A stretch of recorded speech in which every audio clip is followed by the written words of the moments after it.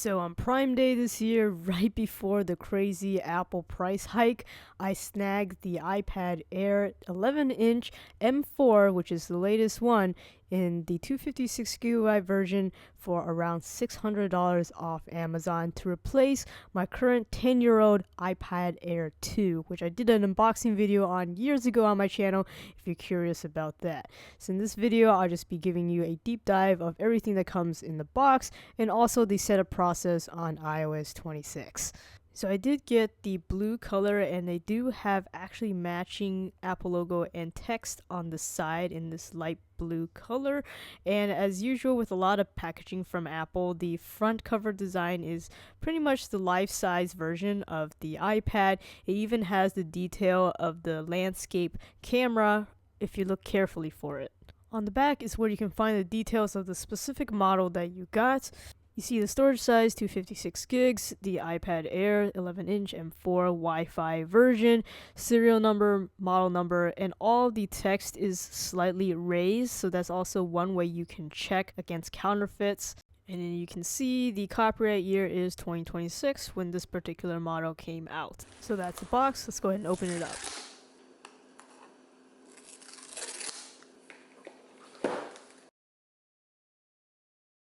Alright, so greeted front and center is the iPad itself wrapped in paper. We'll take a look at that in just a minute. And continuing with Apple's commitment to minimal packaging, you can see the indentions for the camera cut out and also for the buttons. As for the paperwork, you can see a big envelope with designed by Apple in California as usual on the front. But then interestingly, in fine print on the back, it's copyright 2025. Probably because it's same packaging design from last year's iPad.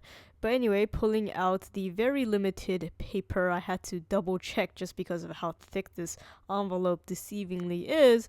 You only get one piece of paper, no more Apple stickers for a while now, but I still have mine from my original iPad Air 2. But anywho, this paper is just very bare bones description of basically the buttons and the ports on this iPad Air. And they are trying to advertise the Apple Pencil Pro, which is now compatible with this particular iPad. If you want further details, you can check out their Tips app. And now for the accessories. At least they still come with a charging cable and a wall adapter. It is a USB-C charger that's 20 watts, and the prongs are non-collapsible. The included cable is actually pretty nice. It is 3.3 foot long, so a meter long, and it is braided. It's USB-C to USB-C. So that's all the accessories you get. Let's move on to the iPad itself. Enclosed in this waxy plastic wrapper.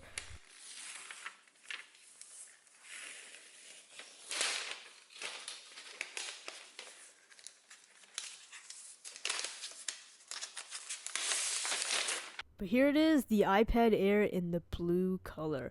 You can see the smart connector for the smart keyboard on the back on the bottom here. And then towards the top, you'll find the rear-facing microphone and camera.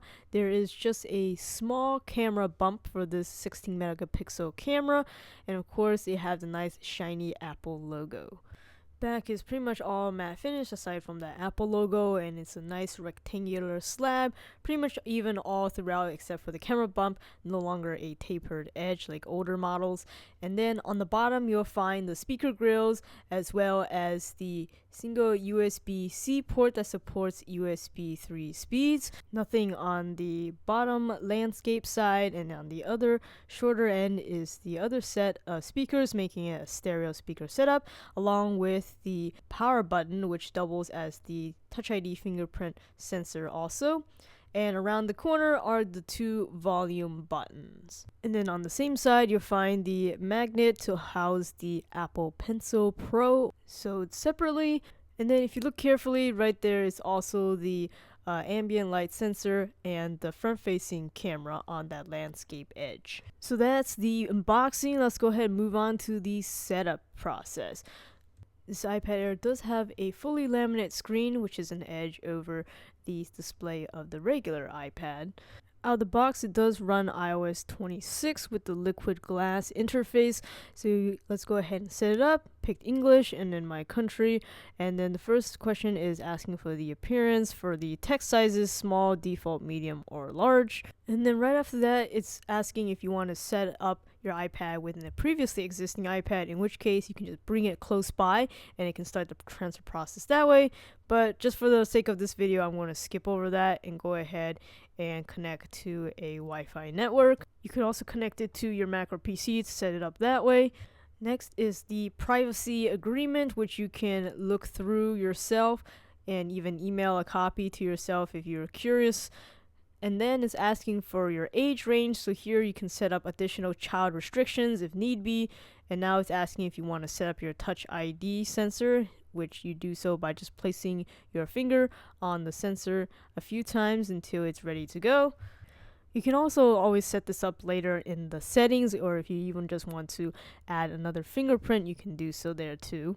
But regardless of whether or not you set up Touch ID or not, you still need to set up a passcode, and you have the option of alphanumeric, numeric with varying digit numbers.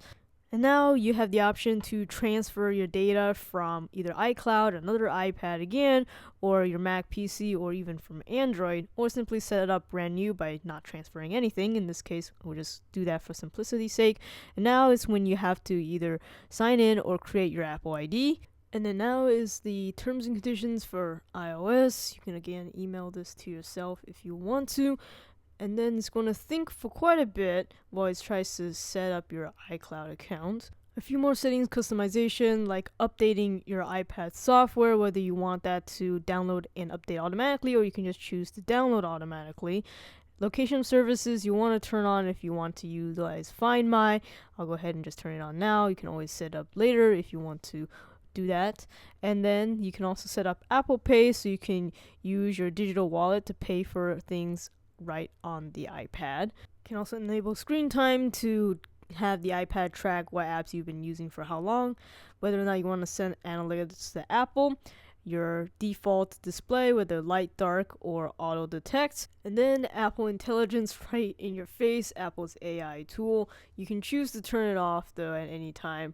And one of the AI capabilities is to summarize your notifications. You can choose to select certain ones here at the moment, or we can just choose none of them. I figured that something that I'm willing to see without too much of a risk would be just the news and entertainment that can be consolidated.